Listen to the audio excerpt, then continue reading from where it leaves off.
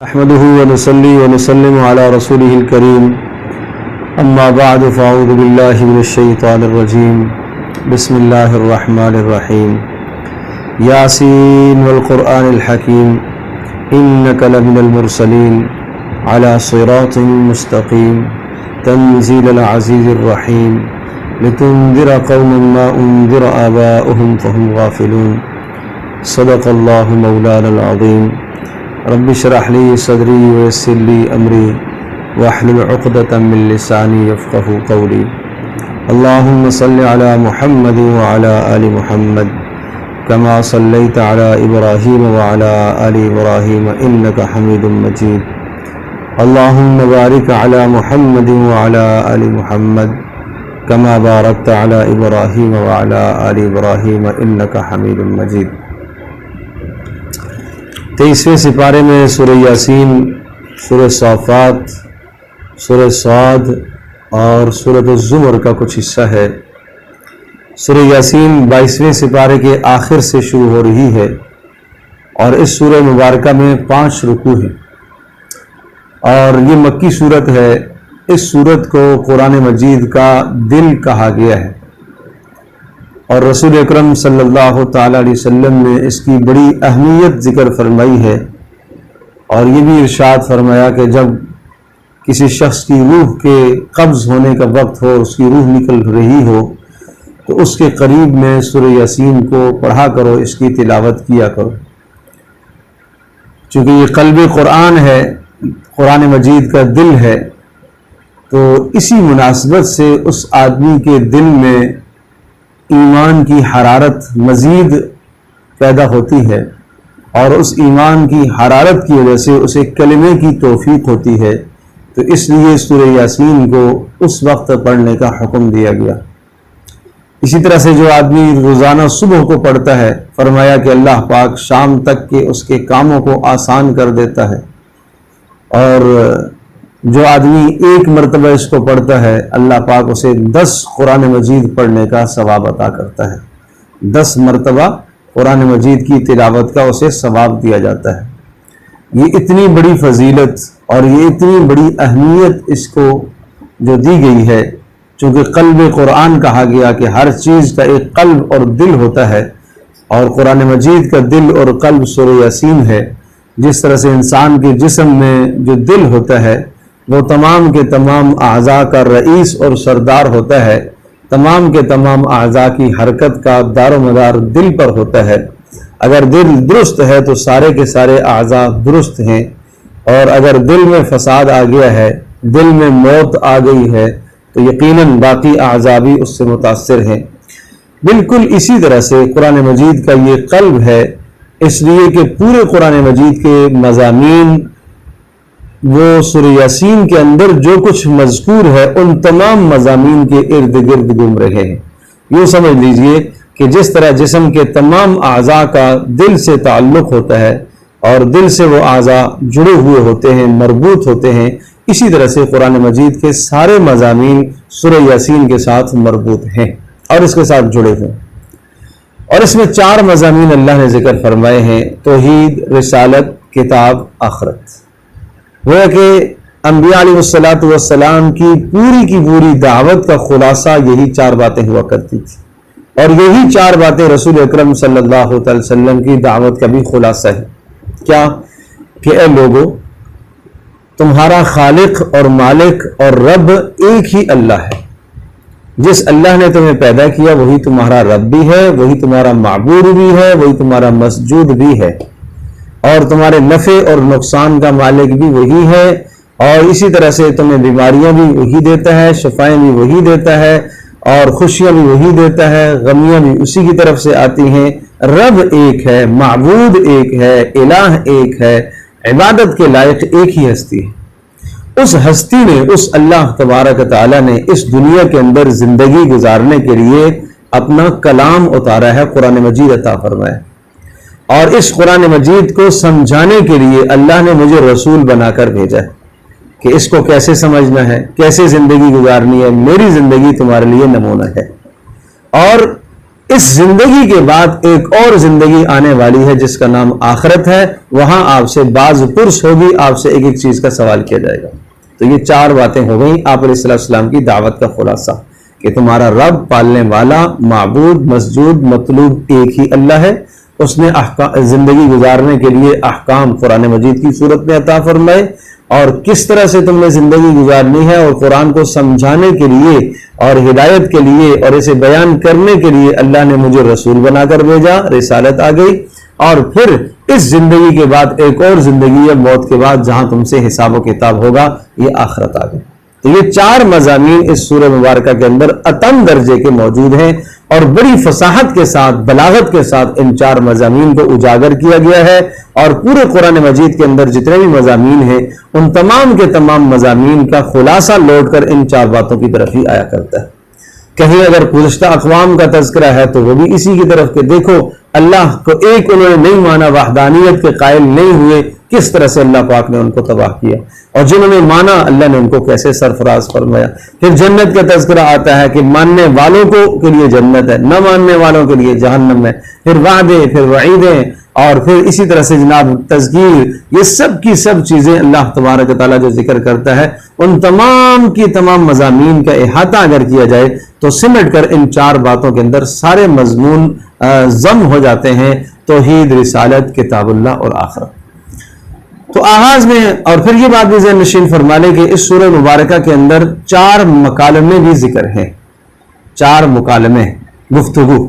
ایک مکالمہ ہے مرسلین کا قوم کے ساتھ، پھر ایک رجل واحد کا قوم کے ساتھ ایک مکالمہ، پھر اللہ تبارک و تعالیٰ کا اپنے بندوں کے ساتھ مکالمہ، اور پھر رسول اکرم صلی اللہ علیہ وسلم کے ساتھ ایک شخص کا مکالمہ جو آخر میں ذکر ہے، میں اس کی بھی وضاحت کرتا ہوں انشاءاللہ۔ آغاز ہے یاسین والقرآن الحکیم انک لمن المرسلین علی صراط مستقیم، ایک قرآن حکمت والے قرآن کی قسم، آپ اللہ کے رسول ہیں۔ یہ رسالت کی بات آگئی، آپ اللہ کے رسول ہیں۔ انک علی صراط مستقیم، آپ سیدھے راستے پر ہیں۔ اور یہ کس نے کلام اتارا؟ تنزیل العزیز الرحیم، اس اللہ نے اتارا جو بڑا مہربان اور غلبے والا ہے، اور تاکہ آپ ایسی قوم کو ڈرائیں کہ جن کے پاس ڈرانے والا کوئی نہیں آیا۔ پھر جو نہیں مانتے ان کے دلوں کے اندر، جن کے دلوں کے اندر کفر اور نفاق اور شک ہے، اور جو آپ کی بات کو نہیں مانتے ان کی گردنوں میں توق پڑے ہوئے ہیں، وہ جھکنے سے قاصر ہیں، اور اسی طرح سے ان کے سامنے دیواروں کو ڈال دیا گیا ہے، پردے حائل کر دیے گئے ہیں، اب وہ آپ کی بات نہیں سنیں گے، چاہے آپ سمجھائیں نہ سمجھائیں، انہوں نے ایمان نہیں لانا۔ ہاں، آپ سمجھائیں گے کس کو، آپ کی نصیحت فائدہ دے گی کس کو؟ من اتبع الذکر، جو قرآن کی اتباع کرے گا۔ وخشی الرحمن بالغیب، اور جو اللہ پاک سے بن دیکھے، بغیر دیکھے اللہ پاک سے ڈر رکھتا ہے، اللہ کے عذاب کا جسے خوف ہوتا ہے، ایسوں کو آپ مغفرت اور بخشش کی خوشخبریاں سنائیے، اور ان کو یہ پیغام دے دیجئے جو نہیں ماننے والے کہ ان کی ایک ایک بات ہم لکھ کر رکھ رہے ہیں اپنے پاس، اور ان کے پاؤں کے نشانات بھی ہمارے پاس محفوظ ہیں، جہاں جہاں یہ گئے ہیں، یہ سب قیامت کے دن زمین کے خطے اور زمین کے وہ حصے گواہیاں دیں گے ان کے خلاف، اور جنہوں نے نیکیاں کی ہیں ان کے حق میں گواہیاں دیں گے۔ وَاضْرِبْ لَهُمْ مَثَلَ الرَّجُلَيْنِ وَاضْرِبْ لَهُمْ مَثَلًا أَصْحَابَ الْقَرْيَةِ، یہ پہلا جو ہے مکالمہ آیا ہے۔ توحید کے ساتھ ساتھ یہاں رسالت کا بھی بیان ہے، اور یہ مرسلین کا مکالمہ ہے، بھیجے ہوئے اللہ کا پیغام سنانے کے لیے ایک قوم کے پاس گئے، اور قوم کو جا کے کہا کہ ہم اللہ کی طرف سے بھیجے ہوئے ہیں۔ قالوا ما انتم الا بشر مثلنا وما انزل الرحمن من شيء، قوم نے کہا کہ نہیں، آپ تو ہماری طرح کے انسان ہو، کچھ بھی اللہ نے نہیں نازل کیا۔ ان انتم الا تکذبون، تم جھوٹ بولتے ہو۔ انہوں نے کہا اللہ جانتا ہے، اللہ گواہ ہے کہ ہم بھیجے گئے ہیں اور ہمارے ذمے پہنچا دینا ہے۔ جب قوم نے نہیں مانا تو قوم پر اللہ کی طرف سے عذاب کی صورتیں اترنا شروع ہو گئیں، قحط سالی میں مبتلا ہوئے، تو کہنے لگے ان مرسلین سے، کہنے لگے بھیجے ہوئوں سے، کہنے لگے کہ اگر آپ اس سے باز نہ آئے اس دعوت سے تو آپ کو پتھر مار کر ہم سنسار کر دیں گے، یہ تمہاری نحوست ہے۔ رسول نے انہوں نے جواب دیا طائرکم معکم، نحوست ہمارے ساتھ نہیں ہے تمہاری بدعمالیوں کی وجہ سے، اَإِن ذُكِّرْتُمْ، اگر تمہیں سمجھ میں آ جائے۔ تو یہ ایک مکالمہ ہے قوم کا مرسلین کے ساتھ۔ دوسرا مکالمہ ہے ایک رجل واحد کا قوم کے ساتھ۔ ایک شہر کے کنارے سے ایک آدمی دوڑتا ہوا آیا اور اس نے آ کے مرسلین سے پوچھا آپ کون ہو، آپ کیا دعوت دیتے ہو؟ انہوں نے اور اس کو دعوت دی، اور اس نے کہا کہ میں ایک بیماری میں مبتلا ہوں، اگر میں ٹھیک ہو جاؤں تو آپ پر ایمان لے آؤں گا۔ انہوں نے دعائیں کی، وہ ٹھیک ہو گیا، تو پھر اس نے بھی ایمان لایا اور اس نے اپنی قوم کو یہ تبلیغ کی اور کہنے لگا اتبعوا من لا يسألكم اجرا وهم مهتدون، یہ تم سے اجر نہیں مانگتے، ان کی اتباع کر لو، یہ ہدایت یافتہ ہیں، اور مجھے کیا ہوا، میں کیوں نہ بندگی کروں اس ایک اللہ کی جس نے مجھے پیدا کیا، کیا اس اللہ کے علاوہ اگر میں کسی اور کو معبود بناؤں گا تو اگر اللہ پاک نے میرے ساتھ کسی نقصان کا ارادہ کیا تو اس نقصان کو کون ہٹا سکتا ہے، میں تو صرف اللہ پر ایمان لایا ہوں۔ یہ کہنا تھا کہ قوم نے اسے قتل کر دیا۔ جب یہ قتل ہو گیا تو اس نے ایک تمنا ظاہر کی، اے اللہ قیل ادخل الجنہ، اسے کہا گیا چلو جنت میں داخل ہو جاؤ، اور اس کے بعد قال یا لیت قومی یعلمون، یہ کہنے لگا ہائے کاش میری قوم کو پتہ چلے میرے رب نے میرے لیے جنت میں کیا عزت کا مقام بنایا ہے اور اللہ نے مجھے کتنی عزتیں دی۔ اللہ کو اس کی ادا، اس کی دعوت، حق کی تائید کرنا، حق کی توثیق کرنا، بھیجے ہوئوں کی تائید کرنا اتنا پسند آیا کہ اللہ پاک نے قرآن مجید میں جگہ عطا فرمائی، اس کے کلام کو، اس کی تقریر کو اللہ نے قرآن مجید میں جگہ عطا فرمائی۔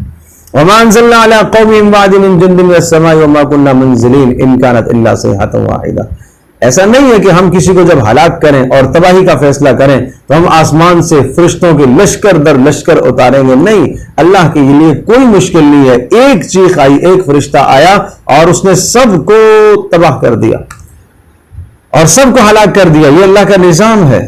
لہٰذا تم اس بات کو مت دیکھو کہ اتنا بڑا لشکر اترے گا، اور پھر اس کے بعد قدرت کے دلائل سمجھائے، وآیت لہم الارض المیتہ، اللہ کی قدرت کی ایک نشانی یہ نہیں دیکھتے ہو کہ بنجر زمین کو اللہ نے کس طرح سے قابل کاشت بنایا اور اس میں سے قسمہ قسم کے پھلوں کو اور سبزوں کو نکالا، اور یہ نہیں دیکھتے ہو کہ وآیت لہم اللیل، اللہ کی قدرت کی کتنی بڑی نشانی ہے، یہ اللہ کے سوا کوئی اور کر سکتا ہے؟ رات، اس سے اللہ پاک دن کو لے آتا ہے، دن سے رات کو لے آتا ہے، سورج اور چاند کا نظام ہے، اور والقمر قدرناہ منازل، چاند اپنے مدار کے اندر چکر لگا رہا ہے، لا الشمس ينبغي لها ان تدرك القمر، چاند اور سورج میں کوئی ٹکراؤ نہیں، دن رات میں کوئی ٹکراؤ نہیں، ہر ایک اپنے وقت کے مطابق چل رہا ہے۔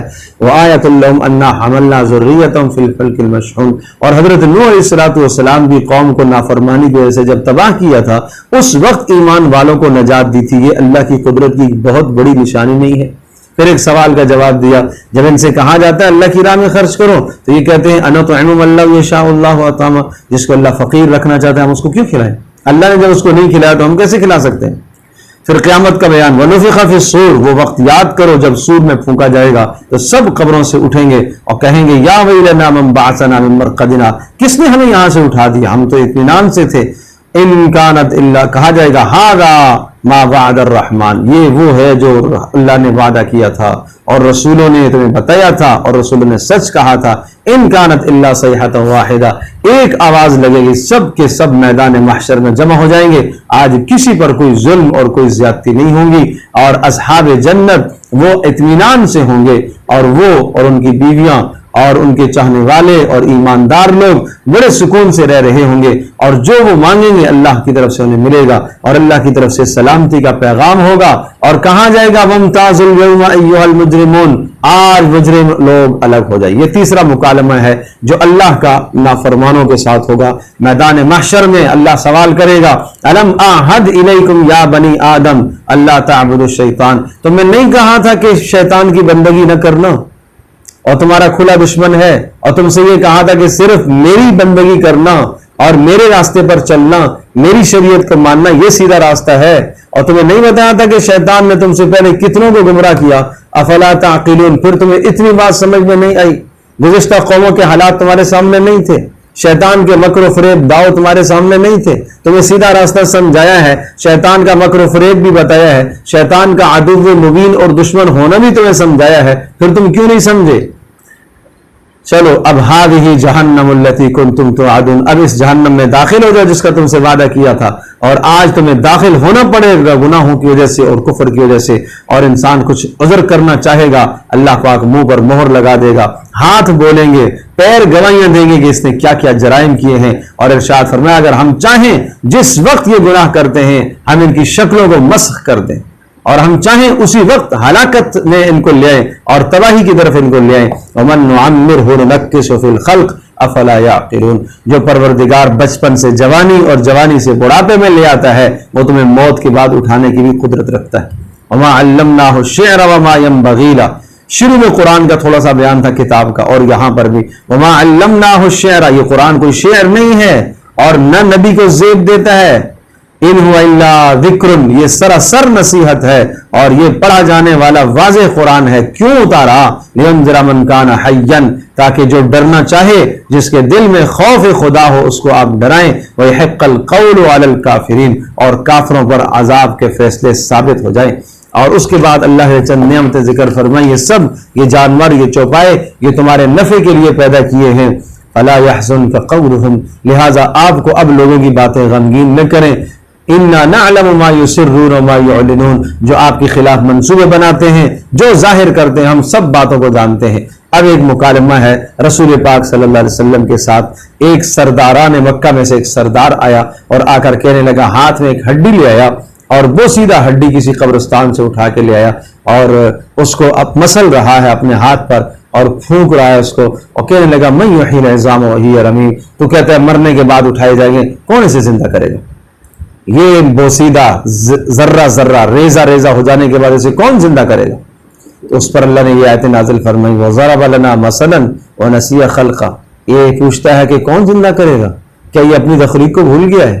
یہ اپنے بچپن کو بھول گیا ہے؟ کس چیز سے اللہ نے اس کو پیدا کیا؟ اور یوں کہتا ہے من یحیی العظام، ان ہڈیوں کو کون بوسیدہ کو زندہ کرے گا؟ قل، کہہ دیجئے، یحییھا الذی انشأھا اول مرہ، وہی پروردگار ان کو زندہ کرے گا، وہ رب جس نے پہلی بار پیدا کیا، اور وہ اچھی طرح سے اپنی مخلوق کو جانتا ہے، جو ذرات کو بھی جانتا ہے کہ کہاں کہاں اس کے ذرات منتشر پڑے ہیں، اور جس نے آگ تمہارے لیے اس کائنات میں پیدا کی ہے جس سے تم فائدہ اٹھاتے ہو۔ کیا جس رب نے آسمانوں اور زمینوں کو بنایا اور تمہیں بنایا، کیا وہ اس بات کی قدرت نہیں رکھتا کہ تمہیں دوبارہ اٹھا لے؟ بلا، کیوں نہیں، وَهُوَ الْخَلَّاقُ الْعَلِيمُ، اور وہ خوب پیدا کرنے والا اور جاننے والا ہے۔ اس کے لیے پیدا کرنا کوئی سالوں کا کام نہیں ہے۔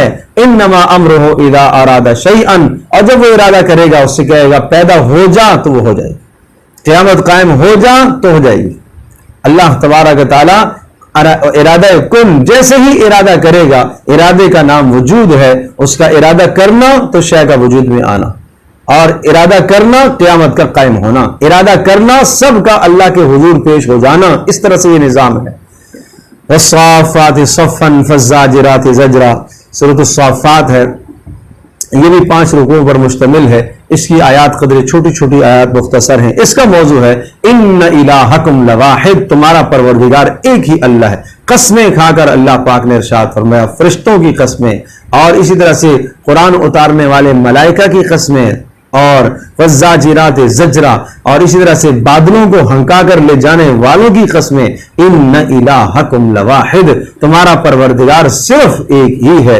اور وہ کون؟ جو آسمانوں اور زمینوں اور آسمانوں اور زمینوں کے بیچ میں جو کچھ، اور مشرق اور مغرب اور مشارق اور مغارب اور مشرقین اور مغربین کا مالک ہے۔ اور اس نے کیا بنایا؟ انا زینا السماء الدنیا بزینۃ الکواکب، اس نے آسمان دنیا کو ستاروں سے مزین کیا، اور جو شیطان اوپر جاتے ہیں ملائکہ کی بات کو اچکنے کے لیے، جیسے ہی کوئی شیطان وہاں جاتا ہے وہ ستارہ اس پر پڑتا ہے اور اس کو جلا کر راکھ کر دیتا ہے۔ فرمایا یہ پروردگار ہے تمہارا، اور وہ ایک ہی ہے، وہ ایک ہی ہے۔ اگر اس کو تم نہیں مانو گے، اس کی بندگی پر نہیں آؤ گے، تو یاد رکھنا تم سے پوچھا جائے گا قیامت کے دن۔ فَإِنَّمَا هِيَ زَجْرَةٌ وَاحِدَةٌ فَإِذَا هُمْ يَنظُرُونَ، ایک چیخ، ایک آواز لگے گی، سب میدان محشر میں پیش ہو جائیں گے۔ وَاحْشُرُوا الَّذِينَ ظَلَمُوا وَأَزْوَاجَهُمْ وَمَا كَانُوا يَعْبُدُونَ مِن دُونِ اللَّهِ فَاهْدُوهُمْ إِلَى صِرَاطِ الْجَحِيمِ، حکم ہوگا سب کو جمع کرو، ان ظالموں کو جنہوں نے اللہ کو چھوڑ کر غیروں کی پوجا کی ہے، اور جن کی پوجا بھی کی ہے ان کو بھی لے آؤ، سب کو جمع کرو۔ وَقِفُوهُمْ إِنَّهُمْ مَسْئُولُونَ، آج ان سے پوچھا جائے گا۔ آج کوئی دوستی کسی کے کام نہیں آئے گی، آج کوئی تعلق کسی کے کام نہیں آئے گا، ہاں سوائے ان تعلقات کے جو ایمان کی بنیاد پر تھے، باقی کوئی کسی کا کوئی تعلق کوئی کام نہیں آئے گا۔ اور پھر کچھ جنت اور جہنم کا تذکرہ کر کے پھر یہ مضمون سمجھایا قال قائل منهم انی کان لی قرین، ایک جنتی یہ کہے گا اے اللہ دنیا میں ایک میرا دوست ہوا کرتا تھا، وہ کہاں ہے؟ یقول انک لمن المصدقین، اور مجھے تانے دیا کرتا تھا کہ تو قیامت کا اقرار کرنے والا ہے، تو رسولوں کی تصدیق کرنے والا ہے، تو بڑا نیک بنا پھرتا ہے، کیا ریزہ ریزہ ہو جانے کے بعد دوبارہ ہمیں بدلہ دیا جائے گا؟ کیا ہم دوبارہ زندہ کیے جائیں گے؟ قال هل انتم مطلعون، اللہ کی طرف سے پیغام آئے گا کیا تم دیکھنا چاہتے ہو ان کو؟ تو کہیں گے جی ہم دیکھنا چاہتے ہیں، وہ کہاں ہیں؟ فاطلع فرآہ فی سواء الجحیم، وہ جان کر دیکھا گیا جہنم کے بیچوں بیچ میں وہ پڑا ہوا ہوگا۔ قال تاللہ ان کدت لتردین ولولا نعمت ربی لکنت من المحضرین، اور یہ جنتی اس کو دیکھ کر کہے گا اللہ کی قسم، اللہ کی قسم، اگر اللہ کا فضل نہ ہوتا تو مجھے تو گمراہ کر چکا ہوتا، میرے اوپر اللہ کا فضل تھا۔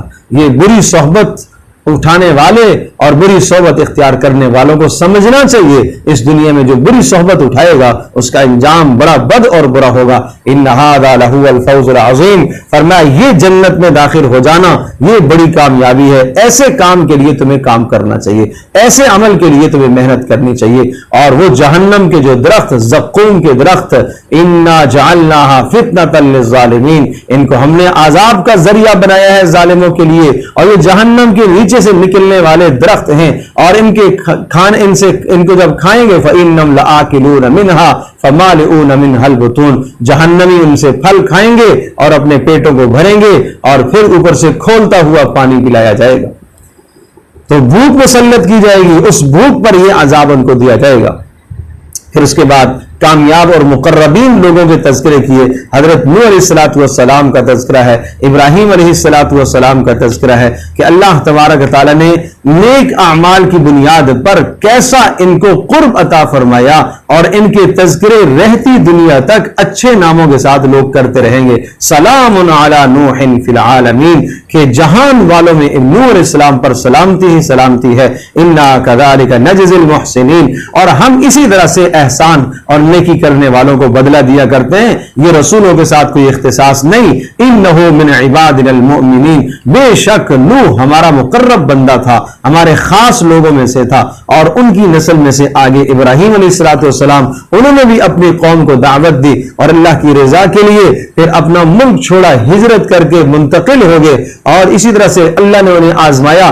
جب جوانی میں ان کے بیٹے اسماعیل پہنچے تو اسماعیل کو ذبح کرنے کا اشارہ ہوا تو اللہ کے حکم کے سامنے ان کو بھی لٹا دیا، اور جیسے ہی ذبح کرنے کے لیے لٹایا اللہ کی طرف سے یہ پیغام آیا قد صدقت الرؤیا انا کذالک نجزی المحسنین، تو نے اپنے خواب کو سچا کر کے دکھایا، اب تجھے اللہ کی طرف سے انعام ملنے والا۔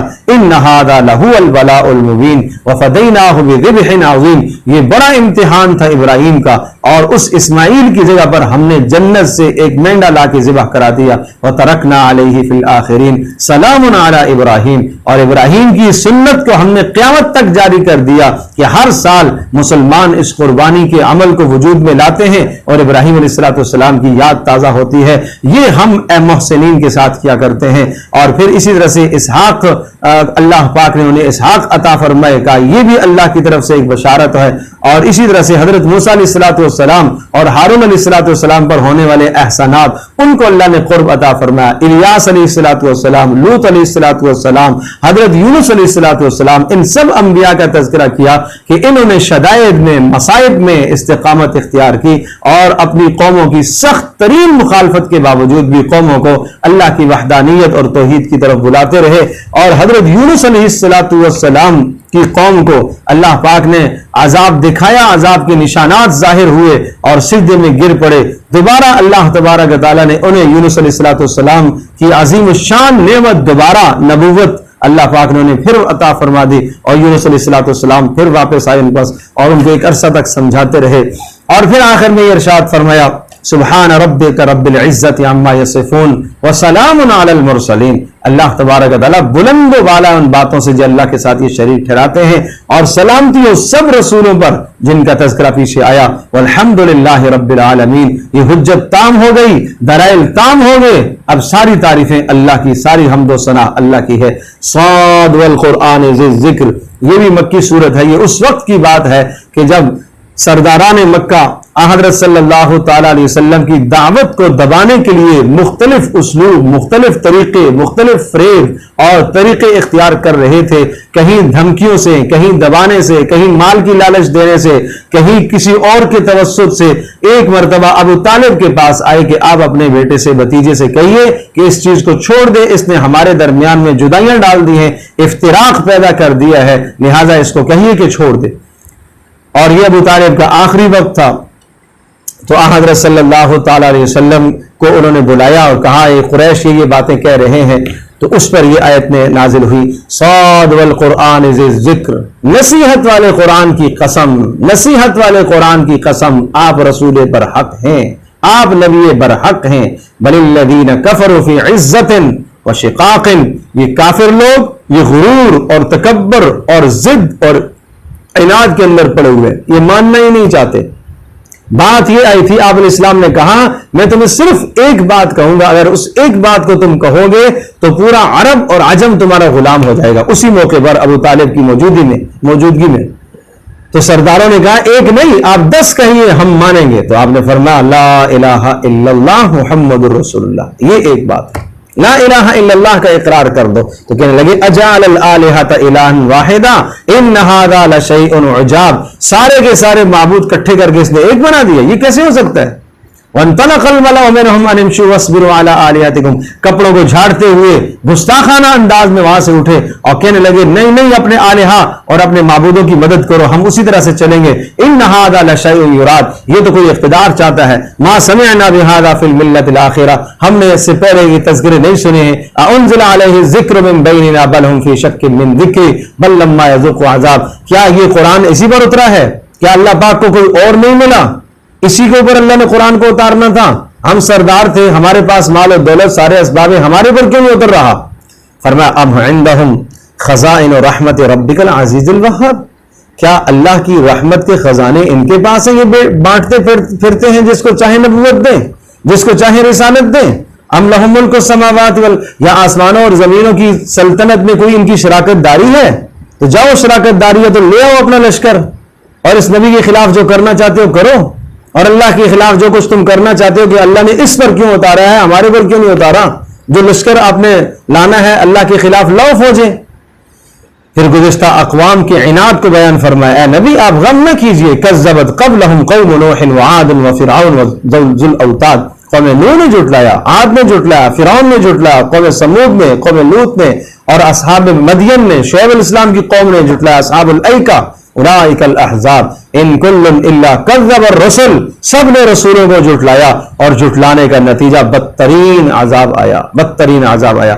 اور پھر رسول اکرم صلی اللہ تعالی علیہ وسلم کو تسلیاں دیتے ہوئے یوں سمجھایا، اصبر علی ما یقولون، ان کی باتوں پر آپ صبر کر دیں، درگزر کریں، آپ غمگین نہ ہوں۔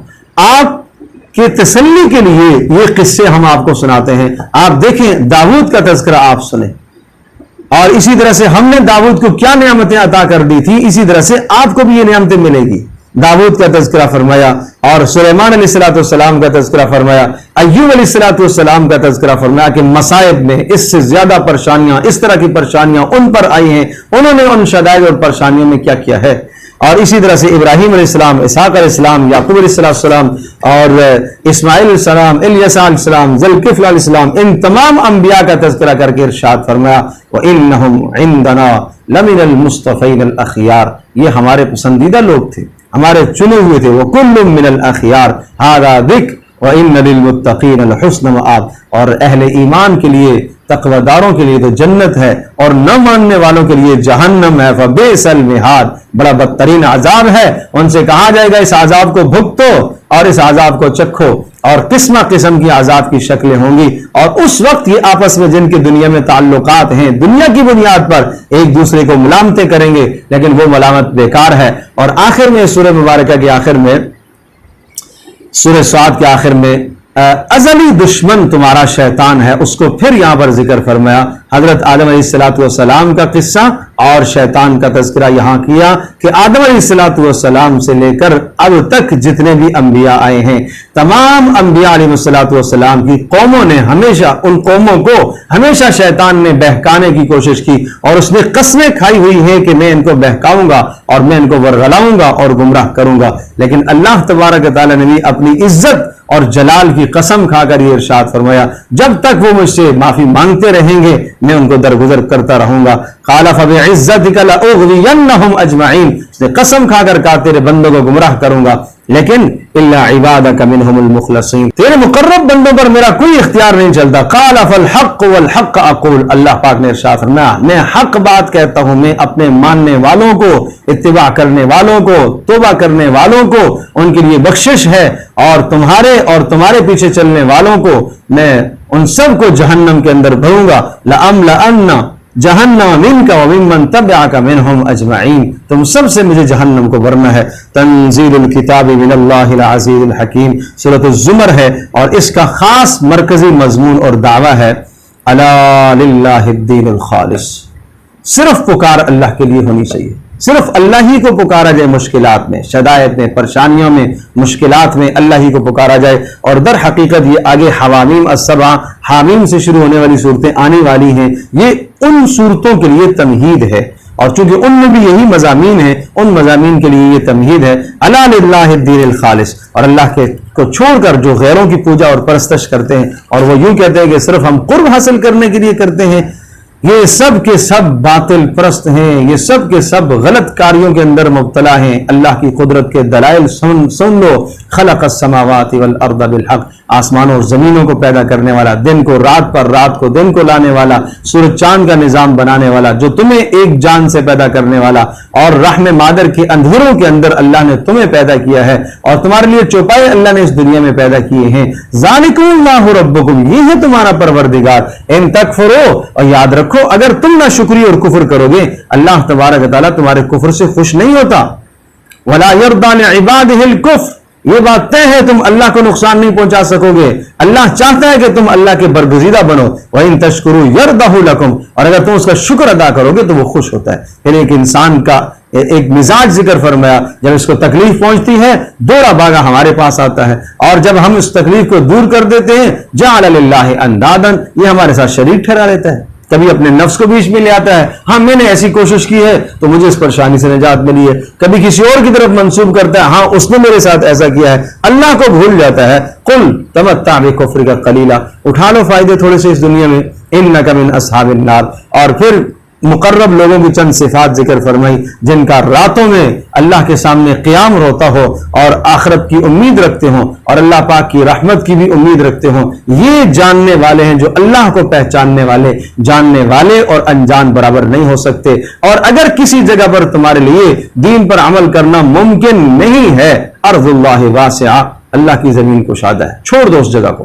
انما یوفی الصابرون اجرهم بغیر حساب، اللہ تبارک و تعالیٰ بے انتہا تمہیں اجر دے گا، لیکن تمہیں یہ اجازت نہیں ہے کہ تم وہاں رہ کر، یہ عذر تمہارا نہیں چلے گا کہ ہمارے لیے حالات سازگار نہیں تھے اس لیے ہم فرائض کی پابندی نہیں کر پائے، اس لیے ہم واجبات کی پابندی نہیں کر پائے، اس لیے ہم حرام سے نہیں بچ پائے، یہ عذر نہیں چلے گا۔ اور قیامت کے عذاب کو پھر سمجھایا اور قرآن مجید کی صفات کو ذکر فرمایا۔ اللہ نزل احسن الحدیث، کتنا خوبصورت کلام اللہ نے اتارا ہے۔ تقشعر منہ جلود الذین یخشون ربہم، ایمان والوں کے جسم پر رونگٹے کھڑے ہو جاتے ہیں یہ جب آیات جنت کی اور جہنم کی وعیدوں کو جب سنتے ہیں۔ ثم تلین جلودہم وقلوبہم الی ذکر اللہ، پھر ان کے جسم اور ان کے دل اللہ کی یاد اور اللہ کے حکموں کے سامنے جھک جاتے ہیں اور نرم پڑ جاتے ہیں۔ ذالک ھدی اللہ یہدی بہ من یشاء، یہ ہے کامیابی، یہ ہے ہدایت۔ اللہ جسے ہدایت دینا چاہے اللہ اسے ہدایت دیا کرتا ہے، جس کو اللہ پاک اس ہدایت سے پھیر دے اس کو کوئی ہدایت نہیں دے سکتا۔ اللہ تبارک تعالی ہم سب کے لیے سمجھنا عمل کرنا آسان۔